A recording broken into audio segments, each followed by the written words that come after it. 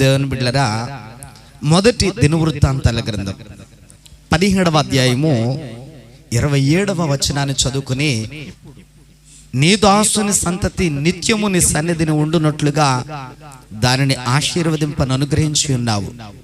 యెహోవా, నీవు ఆశీర్వదించిన ఎడల అది ఎన్నటికి ఆశీర్వదింపబడి ఉండును. దేవునికి స్తోత్రం.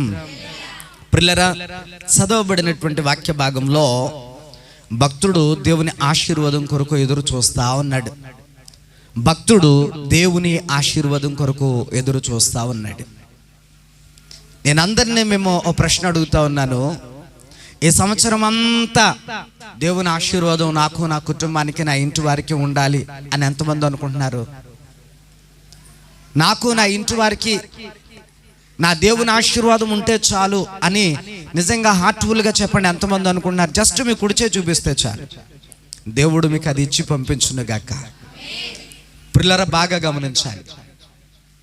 దేవుని యొక్క పరిశుద్ధ లేఖనాల్లో భక్తుడు దేవుని దగ్గర కోరుకుంటా ఉన్నాడు, ప్రభువా, నీ ఆశీర్వాదం నా సంతతికి, అంటే నా ఇంటి వారికి కూడా కావాలి. నీ ఆశీర్వాదం నా కుటుంబానికి కావాలి. ఎందుకని అలా భక్తుడు అడుగుతున్నాడు? ప్రభువా, నీ ఆశీర్వాదం కావాలి, నీ ఆశీర్వాదం కావాలని ఎందుకు అడుగుతున్నాడు? ఎందుకు అడుగుతున్నాడో మనము కొన్ని విషయాలు మనము నేర్చుకుందాం. దేవుని బిడ్డలారా, 3 ముక్కల్లో కొట్టి తెచ్చి అన్నట్టు ఏదో ఉంటుంది కదా, అట్లాగే పిల్లరా చూడండి. వాక్యములో ఇక్కడ భక్తుడు ఎందుకు దేవుని ఆశీర్వాదం కావాలి అని కోరుకుంటున్నాడో అక్కడ విషయాన్ని మనం బాగా గమనిస్తే ఆయన అంటాడు ఆఖరి భాగంలో, యెహోవా, నీవు ఆశీర్వదించిన ఎడల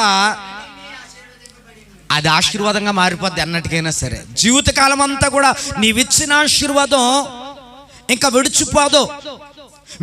మనం సంపాదించుకున్నటువంటి పోవచ్చు, లేదనంటే మనం తెచ్చుకున్నవి మనం పోగొట్టుకోవచ్చు, మనం కొనుక్కున్నవి కట్టుకున్నవి పోగొట్టుకోవచ్చు. కానీ దేవుడు కనుక మనల్ని ఒక్కసారి ఆశీర్వదించి మనకిస్తేనట ఎన్నటికీ మన జీవితాలు, మన బ్రతుకులు, అట్లాగే మన కుటుంబము, మన బిడ్డలు అంతా కూడా ఆశీర్వాదకరంగా మారిపోతుందట. దేవునికి స్తోత్రం. దేవుని బిడ్డలారా, బాగా గమనించండి. ఈ మొట్టమొదటి రోజున దేవుని సన్నిధానంలో నువ్వేదైతే ఆశీర్వాదం కొరకు దేవుని యొక్క వాక్యాన్ని వింటూ ఉన్నావో ఆ ఆశీర్వాదాన్ని చేతబట్టుకుని ఈ సంవత్సరానికి సరిపోయే గొప్ప ఆశీర్వాదము నీ కుటుంబంలో నింపుకొని ఆశీర్వాదముతో దీవించబడాలి నువ్వు. హల్లెలూయా. కాబట్టి ఇక్కడ వాక్యములో చెప్తున్నాడు, ప్రభువా, నా కుటుంబాన్ని దీవించు నాయనా, ఇదిగో నా బిడ్డలను దీవించు ప్రభువా, నా కుటుంబం మీద నీ ఆశీర్వాదం ఉండని.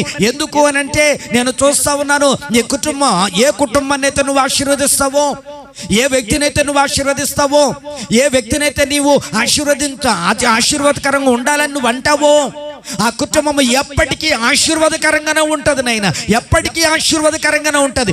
దేవుడు ఆశీర్వదిస్తేనట ఆ కుటుంబం మీదకి ఏ విధమైనటువంటి శాపం వచ్చినా, ఏ విధమైనటువంటి బలహీనతలు వచ్చినా, ఏ విధమైనటువంటి వ్యాధులు వచ్చినా, ఈ లోకములో పిల్లరా ఏ విధమైనటువంటి శ్రమలు కొట్టినా, ఏ రకమైనటువంటి ప్రాబ్లమ్స్ వచ్చినా, ఎన్ని రకాలైనటువంటి పరిణామాలు ఎదురైనా, ఎన్ని రకాలైనటువంటి మనుషులు ఎదురైనా, ఎన్ని రకాలుగా నిన్ను కిందకి దిగజార్చాలని చూసినా, ఎన్ని రకాలుగా శాతానుడు ప్రయత్నాలు చేసినా, నీ బ్రతుకు నాశనం చేయాలని చూసినా, పిల్లరా దేవుడు కనుక ఆశీర్వదిస్తే ఆ ఆశీర్వాదాన్ని దాటి నిన్ను ముట్టడం ఈ లోకములో దేని వల్ల కూడా కాదట. అందుకని వాక్యములో చెప్తున్నాడు భక్తుడు, అయ్యా, నీవు దేన్ని ఆశీర్వదిస్తావో శాశ్వతంగా ఆశీర్వాదం దానితోనే ఉండిపోద్ది.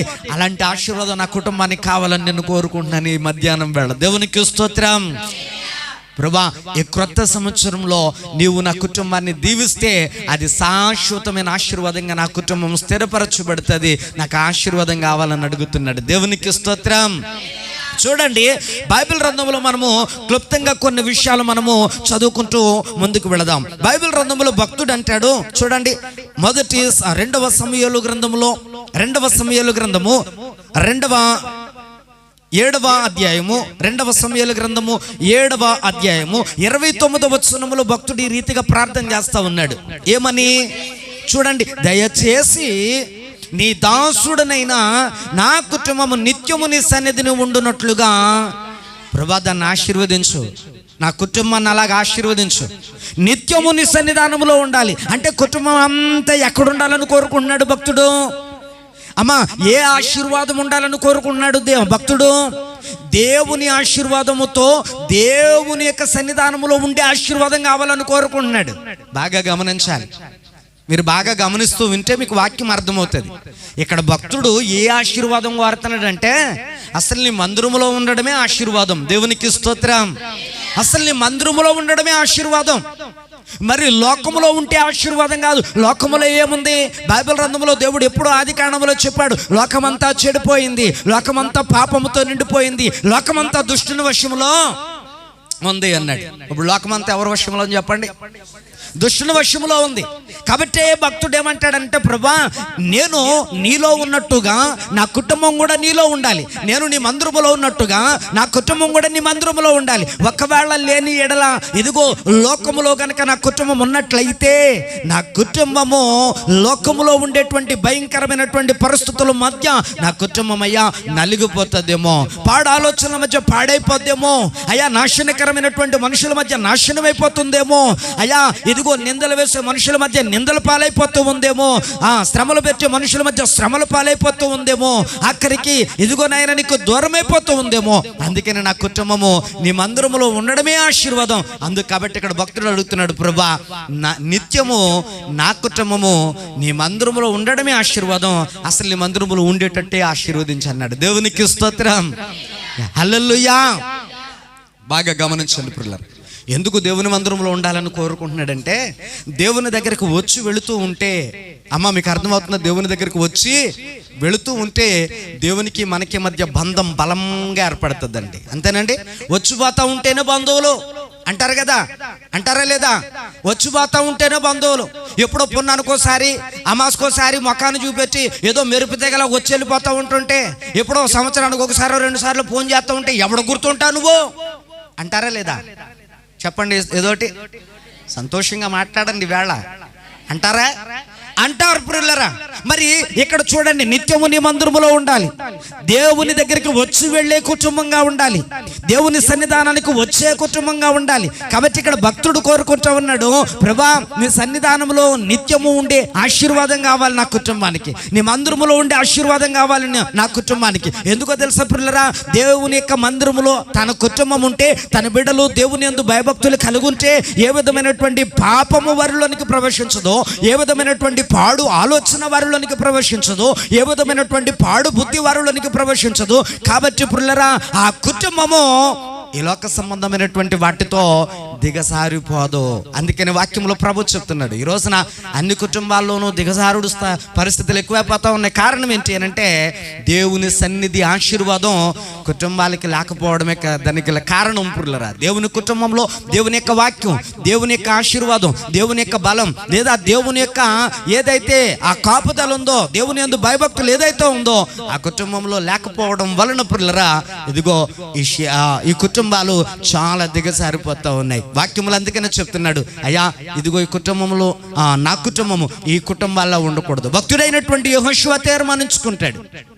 ఆయన అంటాడు, ప్రభా, ఇదిగో నేనును నా ఇంటి వారును నిన్నే సేవిస్తాం అని అంటాడు. ప్రజల దగ్గరికి వెళ్ళి అంటాడు, మీరు ఎవరిని సేవింపగోరినను నేనును నా ఇంటి వారు మాత్రము యెహోవాను సేవిస్తాం. హల్లెలూయా.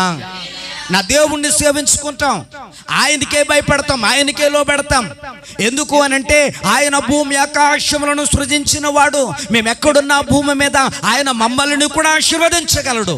అందుకనే మేము ఆయన్ని సేవించుకుంటాం అని అంటాడు ప్రియులారా. ఈ రోజున నీ కుటుంబం లోకంలో ఉందా, మందిరంలో ఉందా? ఒకసారి పరిశీలన చేసుకో. క్రొత్త సంవత్సరం అందరూ అనుకుంటారు కుటుంబ సమేతంగా దేవుని మందిరానికి వెళితే అది గొప్ప దీవెన, కుటుంబ సమేతంగా దేవుని ఎప్పటి నుంచో అనుకుంటున్నారు. వాళ్ళందరూ తింగరోళ్ళ అమ్మ చెప్పండి, వాళ్ళందరూ తింగరోళ్ళ, మనమే తెలివైన వాళ్ళమా? కాబట్టి మన కుటుంబం అంతా దేవుని మందిరములో ఉండాలి. ఎందుకనంటే, ఒక్కసారి గనక ఈ సంవత్సరం యొక్క ప్రారంభంలో దేవుడు గనక నిన్ను ఆశీర్వదించి ఆయన సన్నిధానంలో నుండి నిన్ను గనక పంపించగలిగితే, ఎన్నటికీ నీ కుటుంబం ఆశీర్వాదకరంగానే ఉంటుంది. హల్లెలూయా. అదే చెప్తున్నాడండి. ఇందాక మనం చదువుకున్నటువంటి వాక్య భాగంలో దినవృత్తాంతాల గ్రంథంలో మనం చదువుకున్నాం కదండి, నీవు ఆశీర్వదిస్తే ఎన్నటికైనా అది ఆశీర్వాదంగానే ఉంటది, ఇంకా మారదు. ఎన్ని రకాలైనటువంటి పరిస్థితులు వచ్చినా మారదు, ఎన్ని భయంకరమైనటువంటి ప్రభావాలు దాని మీద పడిన ఆశీర్వాదం పోదు. కాబట్టి ఆ ఆశీర్వాదం ఆ వ్యక్తిని గట్టిగా పట్టుకుంటుంది, ఆశీర్వాదం ఆ వ్యక్తిని కాపాడుతూ ఉంటుంది. ఎప్పటికీ అది ఆశీర్వాదం కనుక ఆశీర్వాదంగానే ఉండిపోతుంది, దాన్ని ఏది కదల్చలేదు బాబు. కనుక నాకు అలాంటి ఆశీర్వాదం నాకు నా కుటుంబానికి కావాలని అడుగుతున్నాడు ఈ మధ్యాహ్నం వేళ పుల్లరా. ఈ రోజు నీకు కావాలో వద్దో దేవుని దగ్గర తీర్మానించుకో. ఎందుకు అట్లా దేవుడు అడుగుతా ఉన్నాడు, భక్తుడు అడుగుతా ఉన్నాడు అని అంటే చూడండి, వాక్యంలో చాలా వాక్యాలు మనం చదువుకోవచ్చు పుర్లరా. చూడండి బైబిల్ గ్రంథంలో ఎందుకు అట్లాగా భక్తుడు అడుగుతా ఉన్నాడు అని అంటే పుర్లరా, ఒక రోజున భక్తుడైనటువంటి యాకోబు కదండి, మనందరికీ తెలుసు. భక్తుడైనటువంటి యాకోబు యబ్బోకు రేవు దగ్గర దేవుణ్ణి వెతుకుతూ ఉన్నాడు. ఎందుకు వెతుకుతా ఉన్నాడు అని అంటే దేవుణ్ణి ఒకటి అడగాలనుకున్నాడు, అందుకని దేవుణ్ణి వెతుకుతా ఉన్నాడు. రాత్రి మనం చెప్పుకున్నాం కదండి, మనము వెతికితే ఏదో అంటారు, వెతకబోయిన తీగట ఎక్కడ తగిలింది, కాలికే తగిలిందట. వెతకబోయిన తీగ కాలికే తగిలింది అన్నట్టు, అసలు నువ్వు వెతికే మనసుతో వెతకాలనుకుంటే దేవుడే దొరికేస్తాడు నీకు, ఆయనే నీకు ఎదురొచ్చేస్తాడు. అలాగున భక్తుడైనటువంటి యాకోబు వెతకాలనుకున్నాడు దేవుణ్ణి, వెతికి ఆయన్ని ఒకటి అడగాలనుకుంటా ఉన్నాడు. కాబట్టి ఆయనే ఎదురైపోయాడు, ఆయనే యబ్బోకు రేవు దగ్గర ఎదురైపోతే భక్తుడైనటువంటి యాకోబు గట్టిగా పట్టుకున్నాడు, దేవుణ్ణి పట్టుకుని అడుగుతున్నాడు, అయ్యా నువ్వు నన్ను ఆశీర్వదిస్తేనే తప్ప నేను ఇక్కడి నుంచి పోను, నువ్వు నన్ను ఆశీర్వదిస్తేనే తప్ప నేను ఇక్కడి నుంచి వెళ్ళను. ఎందుకంత బలంగా కోరుతూ ఉన్నాడు? అమ్మ ఎందుకు అలాగా అడుగుతా ఉన్నాడు? నువ్వు నన్ను ఆశీర్వదిస్తేనే నీ కాళ్ళు విడిచిపెడతాను, ఆశీర్వదిస్తేనే ఇక్కడి నుంచి నేను వెళ్ళనిస్తాను. ప్రదేవన బిడ్డరా, ఈ పెనుగులాట ఏమండి, ఆ దేవునికి భక్తుడైనటువంటి యాకోబుకి మధ్య జరిగినటువంటి ఈ సంభాషణ, దేవునికి యాకోబుకి మధ్య జరిగినటువంటి ఈ యొక్క ఏదైతే ఆశీర్వాదం కొరకు భక్తుని యొక్క పోరాటం పిల్లరా, ఇదిగో రాత్రి వేళ ప్రారంభమై తెల్లవారు వరకు జరుగుతానే ఉందట. ఆశీర్వాదం కొరకు పోరాడుతూ ఉన్నాడు భక్తుడు. దేవునికి స్తోత్రం. మరి ఆశీర్వాదంలో అంత ప్రాముఖ్యత ఏముందో, భక్తుడైనటువంటి ఈ యొక్క యాకోబు నాకు కావాలి, ఇస్తే విడిచిపెడతాను, ఇవ్వకపోతే కాళ్ళు పట్టుకుని వదలను ఇంకా అన్నట్టుగా పట్టుకున్నాడు అని అంటే ఆశీర్వాద బలం ఎంత గొప్పదో భక్తుడు గమనించాడు గనక, ఆశీర్వాద బలం ఎంత గొప్పదో భక్తుడు గమనించాడు గనక. ఎందుకనంటే ఆయన కనుక ఒక్కసారి ఆశీర్వదించి వెళ్ళాడు అనుకోండి, అది ఎన్నటికీ అది ఆశీర్వాదకరంగానే మారిపోద్ది, ఎన్నటికీ అది ఆశీర్వాదకరంగానే మిగిలిపోద్ది, ఎన్నటికీ అది ఆశీర్వాదంగానే ఉంటుంది. ఎక్కడికి వెళ్ళినా ఆశీర్వాదం కాపాడుతూనే ఉంటుంది. ఆశీర్వాదం ప్రతిరోజు మనుషుల్ని చక్కగా రక్షణ కంచి వేసి వాళ్ళని ప్రొటెక్ట్ చేస్తూనే ఉంటుంది. అందుకనే ఇక్కడ భక్తుడు దేవునికి ప్రార్థన చేస్తున్నాడు, అడుగుతున్నాడు, నువ్వు నన్ను ఆశీర్వదించాలి. ఎందుకు అని అంటే, ఇదిగో నేను వెళ్ళే ప్రాంతంలో మా అన్న నా మీద పగబట్టున్నాడు, నన్ను చంపొచ్చు, నా కుటుంబాన్ని చంపొచ్చు, లేదా ఏదైనా హాని చేయొచ్చు. కాబట్టి ఆ హాని నా దగ్గరికి రాకుండా ఉండాలంటే ఇప్పుడు నీ ఆశీర్వాదం నాకు అవసరం. హల్లెలూయా. నా అన్న పగబట్టున్నాడు, ఆ పగ నా మీదకి రాకుండా ఉండాలంటే నీ ఆశీర్వాదం అవసరం. అందుకని పృథ్వీ పగబట్టి చంపాలనుకున్నటువంటి ఆ యాసావు దేవుని ఆశీర్వాదం పొందుకుని బయలుదేరి వెళుతూ ఉన్నటువంటి యాకోబుని చూసేటప్పటికి ఆ పగంతా ఎలా మారిపోయిందండి చెప్పండి? ఆ పగంతా ఎలా మారిపోయింది? ప్రేమగా మారిపోయిందట. ఎందుకనంటే పిల్లరా, దేవుడు కనుక ఒకసారి ఆశీర్వదిస్తే అది ఎక్కడికి వెళ్ళినా ఎన్ని విధాలుగా ఉన్నా అది ఆశీర్వాదకరంగానే మిగిలిపోతూ ఉంటుంది, ఆశీర్వాదంగానే మిగులుతుంది. కాబట్టి దేవుని యొక్క పరిశుద్ధ లేఖనాలు, అందుకనే దేవుడు అనేకమైనటువంటి సంగతులు దేవుడు మనతో మాట్లాడుతూ ఉన్నాడు. పుల్లరా మనం చదువుతూ ఉంటాము, ఈ యాకోబు దేవుని పాదాలు పట్టుకున్నట్ట, అయ్యా ఈ రాత్రి నువ్వు నన్ను ఆశీర్వదిస్తాను కానీ నేను ఎక్కడి నుంచి వెళ్ళను, ఇవ్వను, నేను కూడా విడిచిపోను అని భక్తుడు దేవునికి ప్రార్థన చేస్తూ వచ్చాడు, పెనుగులాడుతూ వచ్చాడు. కారణం ఏంటి అని అంటే పుల్లరా, నేను చెప్తా ఉన్నాను పదే పదే, ఒక్కసారి దేవుని ఆశీర్వాదం నువ్వు దేని విషయమై పొందుతావో అది నీతోనే ఉండిపోతుంది మనం చచ్చేదాకా కూడా. హల్లెలూయా, హల్లెలూయా. కాబట్టి ఈ క్రొత్త సంవత్సరంలో దేవుడే చెప్తున్నాడు, నీ ఎదుటే పెట్టేశాను ఆశీర్వాదాన్ని, శాపాన్ని, నీ ఎదుటే పెట్టేశాను జీవాన్ని, మరణాన్ని, నువ్వేం కావాలని కోరుకుంటావో అది నీ ఇష్టం అన్నాడు బైబిల్లో. ఇప్పుడు తీర్మానం తీసుకోవాల్సినటువంటిది మనమే. ఏం కావాలి? ఇటు లోకమా దేవుడా? దేవుని దగ్గర ఉంటే ఆశీర్వాదం, ఐశ్వర్యం, దేవుని దగ్గర ఉంటే కాపుదల, దేవుని దగ్గర ఉంటే పిల్లరా ఇదిగో చక్కని దీవెన. లోకంలో ఉంటే లోకములో ఉంటే లోకములో ఏముంటాయో రాత్రికాల సమయంలోనూ కూడా మీకు చాలా విషయాలు చెప్పాను పురులరా. లోకములోనికి వెళ్ళిపోయాడట తప్పిపోయిన కుమారుడు తండ్రి దగ్గర ఉండి. తండ్రి దగ్గర ఉన్నప్పుడు ఆస్తిపరుడు పనివాళ్ళు చాలా మంది ఉన్నారు. అమ్మో చిన్న కుమారుడండి, రాజకుమారుడండి, గౌరవ మర్యాదలతో ఏ విధమైనటువంటి లోటు లేకోకుండా చిన్నయ్య గారు వస్తున్నారండి, చిన్నరాజు గారు వస్తున్నారండి, రాజకుమారుడు వస్తున్నారండి, అయ్యా నమస్కారం, అయ్యా వందనాలు, అయ్యా ధన్యవాదాలు, అయ్యా దండాలు అని చెప్పేవాళ్ళు, వంగొంగి నమస్కారాలు చేసేవాళ్ళు, అతని దగ్గర బహు వినయంగా నిలిచే వాళ్ళు చాలా మంది ఉన్నారు దేవుని దగ్గర ఉన్నంత కాలం కూడా. ఎప్పుడైతే ఆ తండ్రిని విడిచిపెట్టి లోకంలోకి వెళ్ళిపోయాడో ఆఖరికి లోకంలోకి వెళ్ళిపోయినటువంటి కుమారుడి దీనస్థితి ఎలాగైపోయిందో తెలుసండి. దౌర్భాగ్య స్థితి ఎలాగైపోయిందంటే అండి, లోకంలోనికి వెళితే లోకం ఈ చిన్న కుమారుడి దగ్గర ఉన్నది అంతా లాగేసుకుంది. ఆఖరికి అతని స్థితి ఎట్లా మారిపోయిందో రాత్రి చెప్పాను పుల్లరా. పంది కంటే హీనంగా పంది తినే ఆ పెంట కంటే హీనమైనటువంటి పొట్టు తినడానికి ఇక్కడ దిగజారిపోయినటువంటి బ్రతుకుగా మార్చేసింది ఈ లోకంలో ఉంటే అలాగైపోతాం. ఈ లోకము నిన్ను ఏ విధంగానూ మనశ్శాంతిగా ఉంచదు, సంతోషంగా ఉంచదు, ఆనందంగా ఉంచదు. నీ దగ్గర ఏది ఉంటే ఇంకా లాగేయాలని చూస్తుంది లోకం. నిన్ను నడి రోడ్డు మీద నిలబెట్టాలని చూస్తుంది. అందుకని వాక్యంలో దేవుడు చెప్తున్నాడు పిల్లరా, ఈ మధ్యాహ్నం వేళ భక్తుడు అంటున్నాడు, ప్రభా నువ్వు నన్ను ఆశీర్వదించి నేను నీ దగ్గర ఉండేటట్టు, అయ్యా నువ్వు నన్ను ఆశీర్వదించి నా కుటుంబం అంతా నీ మందిరములో ఉండేటట్టు, నా కుటుంబం అంతా ఆశీర్వదించబడాలి. ఎందుకనంటే నువ్వు ఆశీర్వదిస్తే ఇంకా అది అన్నటికీ అసలు నా కుటుంబాన్ని విడిచిపెట్టిపోదు. హల్లెలూయా. నమ్మిన వారు ఉంటే గట్టిగా చెప్దాం హల్లెలూయా. చాలా సంతోషం హృదయంలో వింటున్నందుకు మీ అందరికీ నా హృదయపూర్వక వందనాలు. క్రొత్త సంవత్సరం పూట నీ ఇంటికి ఆశీర్వాదం నువ్వు పట్టుకెళ్ళుదువుగాక. భక్తుడైనటువంటి అబ్రహాముతో దేవుడు మాట్లాడుతూ ఉన్నాడు. చూడండి, అబ్రహామునట దేవుడు ఏ రీతిగా ఆశీర్వదించాడో చెప్తాడు. ఆదికాండము 24వ అధ్యాయంలో 1వ వచనాన్ని ఒక్కసారి మనం చదువుకుంటే, అబ్రహాము చూడండి బహుకాలం గడిచిపోయింది, వృద్ధుడైపోయాడు.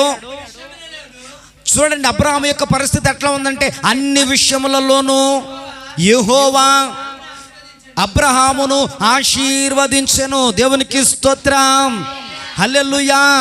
పిల్లరా, దేవుడు ఆశీర్వదించటం మొదలు పెడితే ఒక్కసారి నీవు కూడా దేవుని ఆశీర్వాదం పొందటం మొదలు పెడితే అది అక్కడతో ఆగిపోయేది ఆగదండి. ఇక్కడ చూడండి వాక్యములు ఎంత అద్భుతమైన మాట అంటే, మీరు వింటున్నారో లేదో నాకైతే తెలియదు కానీ చెప్పాలి కాబట్టి చెప్తున్నాను. బలమైన వాక్యములు ఆయన అంటాడు పిల్లరా, అబ్రహామును దేవుడు ఆశీర్వదించడం మొదలు పెట్టాడు. ఎక్కడ ఆశీర్వదించడం మొదలు పెట్టాడు అనంటే, తన తండ్రి ఏంటో నుండి నువ్వు రా నేను ఆశీర్వదిస్తాను అన్నాడు దేవుడు. పిల్లరా, నాడు అబ్రహాము దేవుని మాట విని తన తండ్రి ఇంట నుండి దేవుని వైపు నడవడం ప్రారంభించాడు. ఎప్పుడైతే దేవుని వైపు నడవడం ప్రారంభించాడో ఆనాడు అబ్రహాముని దేవుడు ఆశీర్వదించడం మొదలు పెట్టాడు. పిల్లరా, ఆశీర్వదించడం మొదలుపెట్టిన ఆశీర్వాదం ఎక్కడి వరకు వచ్చిందనంటే, ఆనాడట భక్తుడైనటువంటి అబ్రహాము నిండు వృద్ధాప్యంలోనికి వచ్చేసాడు, బాగా వృద్ధుడైపోయాడు. కానీ పిల్లరా, ఆ ఆశీర్వాదం మాత్రం దేవుని యొద్ద నుండి వచ్చేది ఆగిపోలేదు. దేవునికి స్తోత్రం. ఆగిపోయిందండి. అబ్రహాము విషయంలో దేవుడు అంటాడు ఇక్కడ, అబ్రహామును బహుకాలము గడిచిన వృద్ధుడైపోయాడు. అబ్రహామును చూస్తూ ఉంటే అబ్రహాము దగ్గర ఏం కనపడతా ఉన్నాయో తెలుసండి, అన్ని విషయంలోనూ దేవుని ఆశీర్వాదం కనపడతా ఉంది. బిడ్డల విషయంలో, వారి కుటుంబాల విషయంలో, వారి పిల్లల విషయంలో, వారి ఆస్తి విషయంలో, వారి ఆత్మీయ జీవిత విషయంలో, వారికి ఉన్నటువంటి సంపద విషయంలో, వారికి ఉన్నటువంటి పొలాల విషయంలో, దుక్కుటెద్దల విషయంలో, పనివాళ్ల విషయంలో, వారి యొక్క ఆలోచన విషయంలో ఎక్కడ చూసుకుని ఆశీర్వాదం కనపడతా ఉంది. అందుకని వాక్యములు అంటాడు, ఇదిగో అబ్రహామును అన్ని విషయాల్లోనూ దేవుడు ఆశీర్వదించేశాడు. హల్లెలూయా.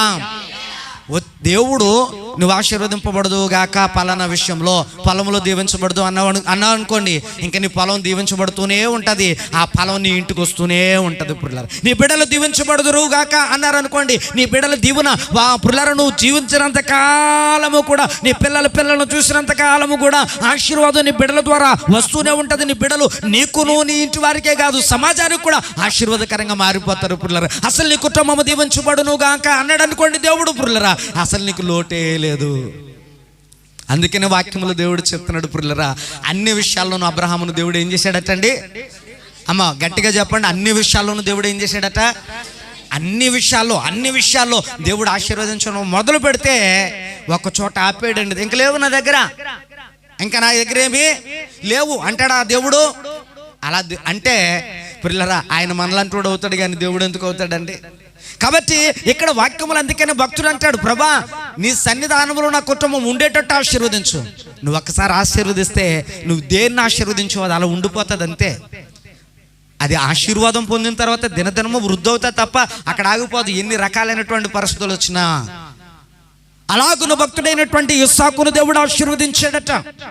ఇస్సాకు పొలములో ఆ సంవత్సరమున పంట వేస్తూ 100 ఫలము పొందెను.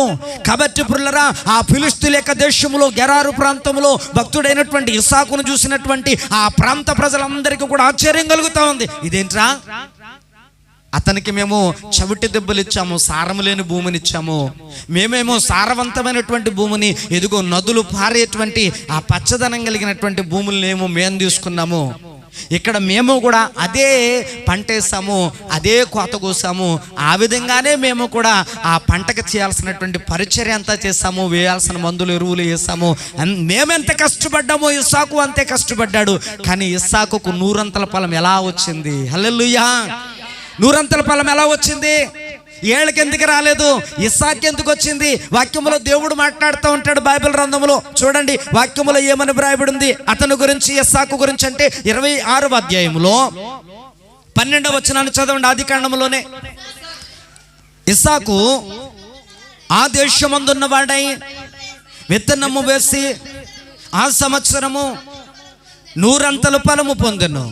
బాగా గమనించాలి, ఎందుకంత 100 ఫలం పొందాడు? మిగిలిన వాళ్ళు ఎందుకు పొందలేదు? మిగిలిన వాళ్ళు ఆ రీతిగా ఎందుకు ఆ ఫలభరితమైనటువంటి పంట వాళ్ళ చేతికి రాలేదో చెప్తున్నాడు. ఇస్సాకు ఎందుకంత గొప్పగా ఫలించాడో చెప్తున్నాడు. ఏమని వ్రాయబడిందండి? యెహోవా అతనిని ఆశీర్వదించాను. మిగిలినటువంటి వాళ్ళని, అమ్మా చెప్పండి, మిగిలినటువంటి వాళ్ళని ఆశీర్వదించలేదు. భక్తుడైనటువంటి ఇస్సాకుని దేవుడు ఏం చేశాడు? ఆశీర్వదించాడు. మిగిలినటువంటి వాళ్ళని ఆశీర్వదించలేదు, ఇస్సాకుని ఆశీర్వదించాడు. ఇక్కడ చూడండి తేడా. ఆశీర్వదింపబడిన వాని జీవితం ఎలా ఉంది, ఆశీర్వదింపబడలేని వాని జీవితం ఎట్లా ఉంది? ఆశీర్వదింపబడిన వాని పొలం ఎట్లా ఉంది, ఆశీర్వాదం లేని వాని పొలం ఎట్లా ఉంది? ఆశీర్వదింపబడిన వాని కుటుంబం ఎట్లా ఉంది, ఆశీర్వదింపబడలేని వాని యొక్క కుటుంబం ఎట్లా ఉంది? ఆశీర్వదింపబడిన వాని యొక్క పిల్లలు ఎలా ఉన్నారు, ఆశీర్వాదం లేని వాని యొక్క పిల్లలు ఎలా ఉన్నారు? ఆశీర్వదింపబడినటువంటి వాని యొక్క మానసిక పరిస్థితి ఎలా ఉంది, ఆశీర్వదింపబడలేనటువంటి వాని యొక్క మానసిక పరిస్థితి అట్లా ఉంది. ఇక్కడ చూస్తేనే కనబడిపోతా ఉంది పురులరా. ఇస్సాకు 100 ఫలం పొందటానికి వాక్యములో దేవుడు చెప్తున్నాడు. వాళ్ళందరూ కూడా ఆశ్చర్యపోతున్నారు. ఇస్సాకు దగ్గర దేవుని ఆశీర్వాదం ఉంది. హల్లెలూయా, హల్లెలూయా. 2025వ సంవత్సరంలో ఇస్సాకు పొందినటువంటి ఆశీర్వాదము నీవు కూడా సొంతం చేసుకోవాలా? నువ్వు ఏ పని అయితే చేస్తున్నావో, చేతి పనా, కూలి పనా, మోటార్ ఫీల్డా, వ్యవసాయమా, వ్యాపారమా, లేదనంటే ప్రతిదినం నువ్వు ఏదైతే చేస్తూ ఉన్నావో, ఏ పని కలిగి ఉన్నావో, లేదంటే చిన్నపాటి ఉద్యోగం ఏదైతే కలిగి ఉన్నావో, అందులో ప్రతిదినం బిడ్డలారా ఇస్సాకు 100 ఫలము పొందునట్లుగా నీవు చేస్తున్నటువంటి నీ పొలములో లేదా నీ పనులో, నీ కష్టార్జితములో నీవును యేసు నామములో 100 ఫలము పొందుతువు గాక. నీకు వచ్చింది నీకు వచ్చినట్లుగా అందులో ఏ ఒక్క రూపాయి వృధాగా పోదండి, వ్యర్థంగా పోదండి. అది 100 ఫలం పొందటం అంటే. వచ్చింది వచ్చినట్టుగానే సిలి సంచులు వేసినట్టు అలాగపోతుంది అనుకోండి, నీకు తింటానికి ఉండదు, కట్టుకోవడానికి ఉండదు, ఇంట్లో అప్పుడులరా లోటు లేదు లేదు లేదు లేదు. దేవుని యొక్క వాక్యములో దేవుడు చెప్తున్నాడు, ఇస్సాకు దగ్గర లేదనే పదమే లేదు. హల్లెలూయా. కారణం ఏంటి అంటే ఇస్సాకు ఏమీ లేని వాని చేత ఆశీర్వాదం పొందినవాడు కాదు, అన్ని ఉన్న వాని చేత ఆశీర్వదింపబడ్డాడు. హల్లెలూయా. ఈ రోజున భక్తుడైనటువంటి అబ్రహామును చూడండి. అబ్రహాము దేవుని చేత ఆశీర్వదించబడ్డాడట. అందుకనే దేవుడిచ్చిన ప్రతి అబ్రహాముకి దేవుడిచ్చిన ప్రతి ఆశీర్వాదము అతనికి పుర్లరా అభివృద్ధిగా మారిపోతూనే వచ్చింది. ఆఖరికి అతని స్థితి ఎట్లా ఉందంటే, అబ్రహాము స్థితి అన్ని విషయాల్లోనూ దేవుడు అతనిని ఆశీర్వదించాడు. ఇప్పుడు ఇస్సాకు దగ్గరకు వస్తే ఇస్సాకుని దేవుడు ఎక్కడ ఆశీర్వదించడం ప్రారంభించాడు? ఆయన పొలములో. ఎక్కడండి? పొలములో. తర్వాత కొన్ని దినాలు అయిన తర్వాత ఆయనకి పిల్లలు లేరట, పిల్లలు పుట్టట్లేదు. భార్య రెబకా వచ్చి అడుగుతా ఉంది, ఇప్పుడు దేవుని బిడ్డలేరా పిల్లలు లేరా, ఏం చేద్దాం ఏంటి అని అంటే, దేవుడు ఇస్తాడు, కంగారు పడుకో. ఆ విషయంలోనూ మరలా దేవుడు ఆశీర్వదించడం మొదలు పెట్టాడట. బాగా గమనించాను. దేవుని ఆశీర్వాదాలు ఒక్కసారి నువ్వు పొందటం ప్రారంభిస్తే పురులరా అవి అక్కడి నుంచి వస్తూనే ఉంటాయి, ఆగిపోయేది కాదు అది. దేవుని బిడ్డలరా అక్కడట ఎదుగో విస్తారమైనటువంటి ఆశీర్వాదాలు మన కొరకు ఉన్నాయంట. హల్లెలూయా. కాబట్టి వాక్యంలో ప్రభువు చెప్తున్నాడు, అసలు ఆకాశపు వాక్యంలో నీ కొరకు ఒకసారి తెరవబడిని అనుకోండి, ఇక మూయడం ఎవరి వల్ల కూడా కాదు, అక్కడి నుంచి వస్తానే ఉంటాయి. నువ్వు వెళ్ళొచ్చు రావచ్చు, నీ గేట్ లేదు, తాళాలు లేవు, నీకు దారి తెరవబడింది నీ ఆశీర్వాదం తెచ్చుకోవడానికి. పురులరా వస్తానో ఉంటే అడిగినవన్నీ వాక్యములు. అందుకని దేవుడు చెప్తా ఉన్నాడు, ఈ క్రొత్త సంవత్సరంలో పాత బతుకొద్దు, ఈ క్రొత్త సంవత్సరంలో పాత ఆలోచనలొద్దు, మార్చుకుందాం కొంతైనా, పాత జీవితాన్ని విడిచిపెడదాం. హృదయాన్ని బిడ్డలరా దేవుని యొక్క వాక్యములో దేవుడు ఏమని చెప్తున్నాడు, భక్తుడు ఏమంటాడు, ప్రభా నువ్వు ఆశీర్వదిస్తే అది శాశ్వతంగా ఉండిపోద్ది, నా కుటుంబాన్ని ఆశీర్వదించన్నాడు. అక్కడ భక్తుడైనటువంటి ఈ యొక్క దావీదు పురులరా ఎక్కడ అబ్రాహాము దగ్గరకు వస్తే అబ్రాహాముని అన్ని విషయాల్లోనూ ఆశీర్వదించాడట. ఇక్కడ ఇస్సాకు దగ్గరకు వస్తే ఇక్కడ ఇస్సాకును ఆశీర్వదించడం ప్రారంభిస్తున్నాడు. పొలంలో మొదలు పెట్టాడు పురులరా సంతానము. అలాగన వాక్యములు ఏమని వ్రాయబడిందో తెలుసండి, ఇస్సాకు కూడా తండ్రిలాగా ఆశీర్వదించబడ్డాడు. వాక్యములు అక్కడ చెప్పబడిన మాట ఏమని వ్రాయబడిందంటే చూడండి, యెహోవా అతనిని ఆశీర్వదించెను గనుక ఆ మనుషుడు గొప్పవాడయ్యాడు, అతడు మిక్కిలి గొప్పవాడగు వరకు క్రమక్రమముగా అభివృద్ధి పొందుచూ వచ్చాడు. దేవునికి స్తోత్రం. క్రమక్రమంగా అభివృద్ధి పొందుతూ వచ్చాడా? కొంతకాలం అయిన తర్వాత ఆగిపోయిందమ్మా, అయిపోయింది పని అన్నారా? అమ్మ చెప్పండి, అయిపోయింది అన్నారా? అయిపోదండి, దేవుని దగ్గర అయిపోయేది కాదండి, సాగిపోయేదే ఉంది. హల్లెలూయా. కాబట్టి మధ్యాహ్నం వేళ వాక్యం వింటూ ఉన్నటువంటి నీ జీవితం నిన్ను ఒక్కసారి ఆశీర్వదించటం దేవుడు మొదలు పెడితే క్రమక్రమముగా భక్తుడైనటువంటి ఇస్సాకు కూడా ఏమండి వాళ్ళ తండ్రిలాగే బాగా గమనించండి, భక్తుడైనటువంటి అబ్రాహాము ఆశీర్వాదాలు అబ్రాహామువే, తన కుమారుడైనటువంటి ఇస్సాకు ఆశీర్వాదాలు ఇస్సాకువే. ఎవరికి వాళ్ళే దేవుని దగ్గర సంపాదించుకున్నారు. బాగా గమనించాలి. మా నాన్న బాగా సంపాదించేసేళ్ళే మా తండ్రి దగ్గర నుంచి, మా నాన్న బాగా సంపాదించేసేళ్ళే యేసయ్య దగ్గర నుంచి, మా నాన్న దేవుడు దీవించాడు కదా అది సాల్దేటి నాకు అని అనుకోలేదు ఇస్సాకు. అనుకున్నాడా అమ్మ చెప్పండి, అనుకున్నాడా?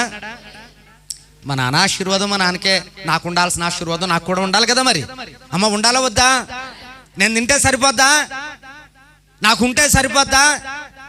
నా కడుపు నిండితే సరిపోద్దా? మరి కాదు. ఆశీర్వాదంలో ఉండే ఆ గొప్ప ఆలోచనే వేరండి. ఆ సంతృప్తి, ఆ సంతోషం, ఆనందం, ఆ సమాధానమే వేరు. దానికోసం వెతుకులాడిన ప్రతి ఒక్కరూ దేవుని దగ్గర పొందుకోగలిగారు. నీవు పొందుకుందువుగాక. ఈ మధ్యాహ్నం వేళ వాక్యములో దేవుడు చెప్తున్నాడు, నీవు ఆశీర్వదిస్తే దేన్ని ఆశీర్వదించాలని నువ్వు కోరుకుంటావో దేవుడు దాన్ని ఆశీర్వదిస్తాడు. ఈ క్రొత్త సంవత్సరంలో అది నీకు ఆశీర్వాదకరంగానే నీ జీవితకాలం అంతా మిగిలిపోద్ది. అలాగా వాక్యములు అని అంటాడు పురులరా. ఆ వాక్యములో ఆఖరి మాట ఒక మాట చదువుకుందామండి. ఆఖరి మాట పురులరా బాగా గమనించండి. యోబు గ్రంథంలోనికి వచ్చేద్దాం. చూడండి, యోబు గ్రంథంలో ఒకవేళ అక్కడ కూడా మీకు రావచ్చు ఏమండి ఒక డౌట్ రావచ్చు. అక్కడ కూడా దేవుని యొక్క వాక్యంలో ఒక మాట చెప్తా ఉన్నాడు. 42వ అధ్యాయం 12వ వచనం చివరికి మాట చదువుకొని మనం ముగించుకుందాం. ఏమని వ్రాయబడిందండి అక్కడ? యెహోవా యోబును మొదట ఆశీర్వదించినంత కంటే మరి అధికముగా ఆశీర్వదించెను. దేవునికి స్తోత్రం. హల్లెలూయా. బాగా గమనించండి పురులరా, యోబును దేవుడు చాలా ఆశీర్వదించేశాడు. యోబును దేవుడు చాలా ఆశీర్వదించేసిన తర్వాత అది అతని దగ్గర ఉండిపోయింది. అలాగా ఆశీర్వాదం అంతా అలా ఉండిపోయింది. ఈ ఆశీర్వాదం అంతా అలా ఉండిపోయిన తర్వాత ఒక రోజున సాతాను గడికి బాగా కన్ను గుట్టేసిన తర్వాత అనుకుంటూ ఉన్నాడు, ఎన్నో మారులు యోబు దగ్గరికి వెళదాం అనుకున్నాడు. వెళ్తున్నాడు కానీ లోపలికి ఆ ఆశీర్వాదాన్ని దాటి లోపలికి వెళ్ళలేకపోతున్నాడు. ఆశీర్వాదాన్ని నాశనం చేయలేకపోతున్నాడు. ఆశీర్వాదం దగ్గరికి వెళ్ళి దాన్ని ఏ రీతిగా కదిలించాలని తనకు శక్తి సరిపోవట్లేదు వీడికి. అయ్యా నువ్వు యోబుని చాలా ఆశీర్వదించేసావు, నువ్వు ఆశీర్వదించిన దాని గురించే అతను అలా బలంగా ఉన్నాడు. ఆశీర్వాదం తీసేసావనుకో ఒకసారి నువ్వు మొత్తం అంతా ఏమీ ఉండదు, నిన్ను కూడా దూషించేస్తాడు. ఒకసారి పర్మిషన్ ఇస్తే దూషింతాడో లేదో నేను నిరూపించేస్తాను అన్నాడు సాతాను దగ్గరికి వెళ్ళి, ఆ దేవుని దగ్గరికి వెళ్ళి సాతానుగాడు. అప్పుడు దేవుడు ఏమంటాడు తెలుసా? అతడు చెడుతనమును విసర్జించిన వాడు, అతడు నా యందు భయభక్తులు కలిగిన వాడు, అతడు ఇదిగో యథార్థవంతుడు. హల్లెలూయా. కొంతమంది చెప్తున్నారు, అందరూ చెప్పట్లేదు. దేవుణ్ణి స్తుతించడానికి వచ్చి కూడా హల్లెలూయా. చూసారు, ఇప్పుడు అందరూ చెప్పారు ఎంత బాగుందో, దేవునికి స్తోత్రం. కాబట్టి ఇక్కడ దేవుని దగ్గరికి వెళ్ళి పర్మిషన్ తెచ్చుకుంటేనే తప్ప ఈ భక్తుడైనటువంటి ఈ యొక్క యోబు యొక్క ఆశీర్వాదాన్ని కదపలేకపోయాడండి. కదపగలిగాడండి అమ్మ, కదపలేకపోయాడా? ఇప్పుడు ఇక్కడ జరిగిన సంగతి ఏంటంటే, దేవుని కొరకు నువ్వు ఒకటి పోగొట్టుకున్నావు అనుకో, ఒకవేళ పోయిందనుకో, సర్లే ఇవాళ కూలిపోయిన దేవుని మందిరం కంటే ఎక్కువ పెట్టి అని అది పోగొట్టుకున్నావు అనుకో, వదిలేసావు అనుకో, రెండంతలుగా మరలా తిరిగి నీ దగ్గరికి వస్తుంది. యోబుకి వచ్చిందా లేదా ఇక్కడ? అమ్మ చెప్పండి, యోబుకి వచ్చిందా లేదా బైబిల్ గ్రంథంలో? అది ఒకటట్టుకుని పోతున్నాం, అందుకని ఉన్నవి కూడా పోతున్నాయి మనకి. నాకు అర్థం, అదొకటే కావాలండి పిల్లలు, బాగా గమనించండి. అందుకని ఉన్నవి కూడా మనకే పోతున్నాయి. వాక్యంలో దేవుడు చెప్తున్నాడు, యోబు దేవుని కొరకు నిలబడే విషయంలో అన్నీ పోగొట్టుకోవడానికి ఇష్టపడ్డాడు. అన్నీ పోయినా కానీ మరలా తిరిగి రెండంతలుగా తిరిగి అమ్మ చెప్పండి, రెండంతలుగా తిరిగి వచ్చేసే పృథ్వీనులను గమనించండి. వడ్డీతో సహా ఒకవేళ కొంచెం లేట్ అవ్వచ్చు, ఈలోగా నువ్వు కొంచెం ఇబ్బంది పడవచ్చు, ఈలోగా కొన్ని కష్టాలు అనుభవించవచ్చు, ఈలోగా కొన్ని మాటలు పడి ఉండొచ్చు, ఈలోగా కొన్ని ఇబ్బందులు పడి ఉండొచ్చు, ఈలోగా నువ్వు కొంత శ్రమ పడి ఉండొచ్చు. అయినప్పటికీ కూడా పృథ్వీని బిడ్డలారా, నీకు వచ్చేది ఎలాగో తెలుసండి, రెండంతలుగా. హల్లెలూయా. ఈ మధ్యాహ్నం వేళ దేవుడు నిన్నొకంతగా కాదండి, రెండంతలుగా కాదండి. వాక్యంలో దేవుడు చెప్తున్నాడు, పృథ్వీని బిడ్డలారా 20 దంతలు 30 దంతలు 20 దంతలు 60 దంతలు 100 అంతలుగా అన్నాడు. పృథ్వీని బిడ్డలారా రెండంతలు ఇట్టండి మనకి ఎంత ఉందండి? అలా యోబుకు 2 అంతలు వస్తే ఎంత ఉంటే, మరి కనీసం దాంట్లో ఒక 20 దంతలు వస్తే మనకి అమ్మా, 30 దంతలు వస్తే, 60 దంతలు వస్తే, అసలు 100 అంతలు వస్తే, అసలు 100 అంతలు వచ్చిందనంటే మనం ఇస్సాకు అయిపోతాం. దేవునికి స్తోత్రం అండి. సాకులము అయిపోతాం పుల్లరా.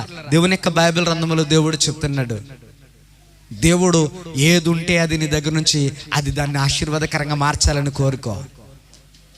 దావీదు కోరిక ఏంటనంటే, అయ్యా మొట్టమొదటిగా నా కుటుంబానికి ఆశీర్వాదం లేదు, నీ సన్నిధానంలో ఉంటేనే ఆశీర్వాదం, కనుక అసలు నా కుటుంబం నీ మందిరములో ఉండాలి, అది నా మొట్టమొదటి కోరిక, అది ఆశీర్వాదం, కనుక నీ మందిరములో ఉండే కుటుంబం కలిగిన వ్యక్తిగా అలాగ ఆశీర్వదించు అని అడిగాడు భక్తుడైనటువంటి దావీదు. బైబిల్ గ్రంథంలో భక్తుడైనటువంటి అబ్రహాము దగ్గరకు వస్తే, అబ్రహాము ఎప్పుడైతే తన దేవుని మాట వినడం ప్రారంభించి దేవుని యొక్క అడుగుల్లో అడుగు వేసుకుంటూ వచ్చాడో, అబ్రహామును అప్పుడు ఆశీర్వదించడం మొదలు పెట్టాడు. అన్ని విషయాల్లోనూ ఆశీర్వదించేసరికి ఇది లేదు, అబ్రహాము దగ్గర ఇది లేదండి అనడానికి అవకాశము లేదు. అట్లా చేసేసాడు దేవుడు. ఇప్పుడు బైబిల్ గ్రంథంలో దేవుడు చెప్తున్నాడు, పుల్లరా, యాకోబు దగ్గరకు వచ్చిన ఇస్సాకు దగ్గరకు వచ్చేటప్పటికి ఇస్సాకును కూడానట దేవుడు ఆశీర్వదించడం మొదలు పెట్టాడట. ఇప్పుడు ఎలాగంటే క్రమంగా ఇప్పుడు ఇస్సాకు కూడా ఎలాగైపోయాడు, అన్ని విషయాల్లోనూ ఆశీర్వదింపబడ్డాడు, అలాగే అయిపోయాడట పుల్లరా. ఇప్పుడు ఇస్సాకు కడుపును పుట్టినటువంటి యాకోబు ఉన్నాడు, మా తాత ఆశీర్వాదం ఉంది, మా నాన్న ఆశీర్వాదం ఉంది, నాకెందుకులే అనుకున్నాడండి యాకోబు. అమ్మ అలాగ అనుకున్నాడా? అసలు అబ్రహాం ఎంత ఆశీర్వదించబడ్డాడండి, సామాన్యమైన విషయం అది. ఇస్సాకు ఎంత ఆశీర్వదించబడ్డాడు, సామాన్యమైన విషయం అది. ఇప్పుడు యాకోబు దగ్గరకు వచ్చేటప్పుడు యాకోబు కూడా నాకు ఆశీర్వాదం కావాలంతే అని మారం చేస్తున్నాడు దేవుని దగ్గర. ఈ మధ్యాహ్నం వేళ పుల్లరా, దేవుని ఆశీర్వాద బలం నీకు లేకపోతే నువ్వెన్ని ప్రయత్నాలు చేసినా, ఎన్ని కుప్పగంతులు చేసినా ఎగురుతూ ఉంటావు, ఒట్టొట్టిగా అంతే, ఒట్టొట్టిగా ఎగురుతూ ఉంటావు అంతే పుల్లరు, గమనించండి.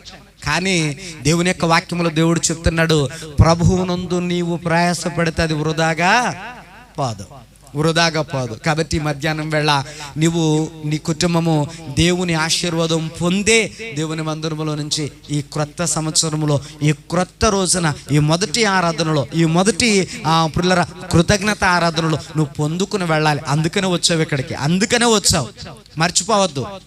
మర్చిపోవద్దు పృథ్వీని బిడ్డలారా.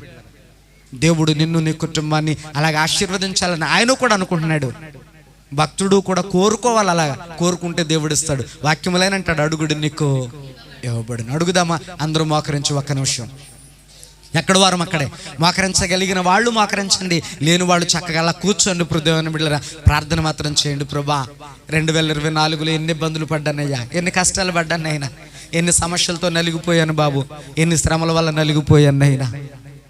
అయ్యా 2024 సంవత్సరంలో అరాకుర ఏదో నా జీవితం అలా కొనసాగుతూ వచ్చింది. ఈ 2025 సంవత్సరంలో నా జీవితం సుఖజీవనంతో గడుచు సంవత్సరంగా ఈ సంవత్సరం నాకు ఈయనైనా అయ్యా ఇదిగో నా జీవితంలో ఫలింపు దయచేనైనా, నూరంతల ఫలమిస్తాకిచ్చావు కదా. దావీదు కుటుంబాన్ని నిత్యము నీ మందిరములో ఉండేటట్టు ఆశీర్వదించి క్రమపరిచావు కదా. అయ్యా అబ్రాహామును పిలిచినప్పుడు నువ్వు దీవిస్తానన్నావు. ఆ దీవెన ఆఖరికి అన్ని విషయాల్లోనూ దీవెనకరంగా మారిపోయింది కదా. ఇస్సాకును ఆశీర్వదించడం మొదలుపెట్టి క్రమక్రమంగా నువ్వు గొప్పవాడిని చేసేసావు కదా. అయ్యా భక్తుడైనటువంటి యాకోబుని యబ్బోకు రేవు దగ్గర కూడా నువ్వు దీవించావు కదా. అన్ని పోగొట్టుకున్న యోబుకు మరలా తిరిగి 2 ఆశీర్వాదం ఇచ్చి యోబును కూడా హెచ్చించావు కదా. నీ ఆశీర్వాద బలం కావాలి నాకు. నీ ఆశీర్వాద బలం గొప్పది నైనా. నీ ఆశీర్వాద బలము నా దగ్గర ఉంటే శాతానుడు నన్ను ముట్టలేడు. అయ్యా నీ ఆశీర్వాద బలము నా దగ్గర ఉంటే నేను దేనికి భయపడాల్సిన అవసరం లేదు. అయ్యా నీ ఆశీర్వాద బలము నా దగ్గర ఉన్నట్లయితే కనుక నేను ఏ విషయంలోనూ ఓడిపోను, ఏ విషయంలోనూ తగ్గిపోను, ఎవరి దగ్గరికి వెళ్ళి చేయి చాపే స్థితిలో నేను ఉండను. అయ్యా ఈ 2025వ సంవత్సరము నాకు నీ ఆశీర్వాద బలం కావాలి ఈ రోజు నుండి. అయ్యా నువ్వు దేన్ని ఆశీర్వదిస్తే అది ఆశీర్వాదంగా మిగిలిపోద్ది కదా. అయ్యా నువ్వు ఒక్కసారి ఆశీర్వదిస్తే ఆ నైనా అది ఆశీర్వాదకరం ఉండిపోద్ది కదా. అయ్యా ఆ ఆశీర్వాదం ఒక్కసారి నువ్వు ఇచ్చావంటే అది ఎన్నటికీ పోదు. మొదట నా కుటుంబాన్ని ఆశీర్వదించయ్యా, రెండవది నా చేతి పనిని ఆశీర్వదించునైనా, అయ్యా మూడవది నేనున్న నా ప్రాంతాన్ని ఆశీర్వదించు. అయ్యా నాలుగవది నాకు రక్షణ అనే ఆశీర్వాదం కూడా దయచేయి. అయ్యా ఇదిగో నేను అనేకుల మధ్య నీ ఆశీర్వాదం కనపరిచే వ్యక్తిగా నన్ను మార్చు ప్రభువా అని ప్రార్థన చేయి. ఎంతకాలం ఎదుగులేని జీవితం, ఎంతకాలము ముందుకు వెళ్ళని జీవితం, ఎంతకాలము ఆగిపోతున్న జీవితం, ఎంతకాలం హృదయాన్ని బిడ్డలరా. ఈ రాత్రి మధ్యాహ్నం వేళ దేవుడు నీతో మాట్లాడుతూ ఉన్నాడు. ఇదిగో నేను ఆశీర్వదించాలని కోరుకుంటున్నాడు ఆయన. నీ జీవితం ఆశీర్వాదకరంగా మారాలని కోరుకుంటున్నాడు. నీకు మనసు ఉంటే మనస్ఫూర్తిగా ఈ వాక్యం నువ్వు అంగీకరించగలిగితే, దేవజనుడు చెప్పాడని కాదు, దేవుడే నాతో మాట్లాడాడు. నేను ఈ 2025లో ఆశీర్వదింపబడ్డం కోసమే నాకు ఈ మాటలు అని నువ్వు అనుకుంటే, మొట్టమొదటిగా నీ కుటుంబం దేవుని మందిరంలో ఉండే ఆశీర్వాదం కావాలని అడుగు దేవుణ్ణి. ప్రభా నేను అడుగు పెట్టు ప్రతి స్థలంలో నీ ఆశీర్వాదం కావాలని అడుగు దేవుణ్ణి. అయ్యా నా చేతి పనులన్నీ ఆశీర్వాదకరంగా మార్చునాయన అని అడుగు నీ దేవుణ్ణి. అయ్యా నా ఇంటిని నాయనా ఇదిగో నా ఇంటి వారందరిని ఆశీర్వాదకరంగా మార్చాలని అడుగు దేవుణ్ణి. దేవుడు ఒక్కసారి నిన్ను ఆశీర్వదించడం మొదలు పెడితే అది ఒక్కసారితో ఆగిపోదండి, ఒక్కసారితో ఆగిపోదు పిల్లరా. అన్ని విషయాల్లోనూ ఆశీర్వాదం వచ్చేస్తుంది, అన్ని విషయాల్లోనూ ఆశీర్వాదం వచ్చేస్తుంది. ఈ మధ్యాహ్నం వేళ దేవుడు నిన్ను ఆ రీతిగా ఆశీర్వదించాలనుకుంటున్నాడు. కావాలనుకుంటావో కాదు అనుకుంటావో నీ చేతుల్లోనే పని పురులారా. నీ మనసులో ఉందా ఉద్దేశం? వాక్యంలో దేవుడు అంటాడు, లోకం కావాలని పరిగెడితే అక్కడ శాపము మరణం ఉంది. దేవుని కావాలని దేవుని మందిరానికి వస్తే ఇక్కడ ఇదిగో శాశ్వత జీవము, ఇక్కడ ఇదిగో ఆశీర్వాదం ఉందని చెప్తున్నాడు. పురులరా వచ్చిన నువ్వు ఈ ఆశీర్వాదం పట్టుకొని వెళ్ళు. లోకంలో నా శాపం నాశనం నీ దగ్గరికి రాదు. వచ్చిన నిన్ను చెయ్యలేదు ఏమీ కూడా. ప్రార్థన చేద్దాం మనమందరం కలిసి ప్రార్థన చేద్దాం. పరిశుద్ధుడవు మహోన్నతుడవు కృపయు కనికరములు కలిగిన మా దేవా మీకు వందనాలు.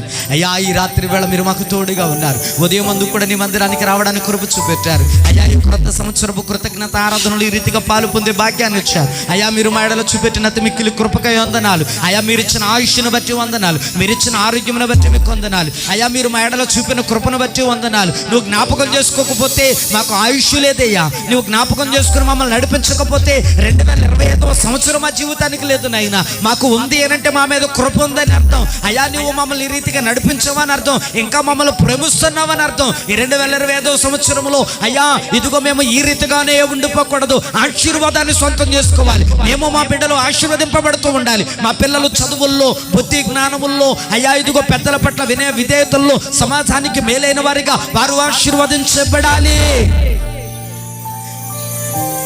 అయ్యా మా బ్రతుకులు కూడా ఆశీర్వదించబడాలి. మేము చేస్తున్న ప్రతి పనులు ఆశీర్వదించబడాలి. మేము అడుగు పట్టి ప్రతి స్థలం ముందు మీ ఆశీర్వాదం కావాలి. అయ్యా ఇక్కడున్న బిడ్డలందరూ ఏ రీతిగా అయితే అడుగుతూ ఉన్నారో, ఏ విధంగా అయితే వారు ప్రార్థిస్తూ ఉన్నారో, ఏ రీతిగా అయితే నాయనా ఈ 2025లోకి వచ్చేసాం బాబు, 2024లో ఏడ్చాము, కన్నీళ్లు మింగాము, ఆకలి పస్తులున్నాము, ఎన్నో నిందలు పడ్డాము, అప్పులోళ్ళు తిడితే తిట్టించుకున్నాము, బాధలు పెడితే బాధలు పడ్డాము. అయా కుటుంబంలో చెప్పుకోలేని సమస్యల చేత, ఒంట్లో అనేకమైన రోగాల చేత, నాయన ఇదిగో సమాజంలో భయంకరమైన బాధల చేత అయా చెప్పుకోలేనటువంటి పరిస్థితుల మధ్య నలిగిపోయాం. 2025లో మమ్మల్ని బాధపరిచే ప్రతిదీ యేసు నామములో మాకు దూరం అయిపోవును గక్క. మమ్మల్ని కష్టపెట్టేది ప్రతిదీ యేసు నామములో దూరం అయిపోవును గక్క. మా వ్యాధులన్నీ యేసు నామములో లయపరచబడును గక్క. మా కట్టిక దరిద్రం పేదరికం అప్పులు యేసు నామములో కొట్టువేయబడును గక్క. అయ్యా నువ్వు ఐశ్వర్యవంతుడువు కదా, అయ్యా నువ్వు గొప్ప దీవెనకరమైన వ్యక్తివి కదా. నీ దీవెన, నీ ఆశీర్వాదం నాకుంటే, నీ ఆశీర్వాద బలము చేత సాకు గొప్పవాడైనట్లు నా కుటుంబము అయ్యా ఇదిగో ఇక్కడున్న ప్రతి ఒక్కరి కుటుంబము దీవించబడుతుంది కదా. అయ్యా నీ దీవెన ఆశీర్వాదం నాకు, నా కుటుంబానికి, నాయన ఇదిగో సంఘానికి, నా గ్రామానికి ఇయ్యండి అయ్యా.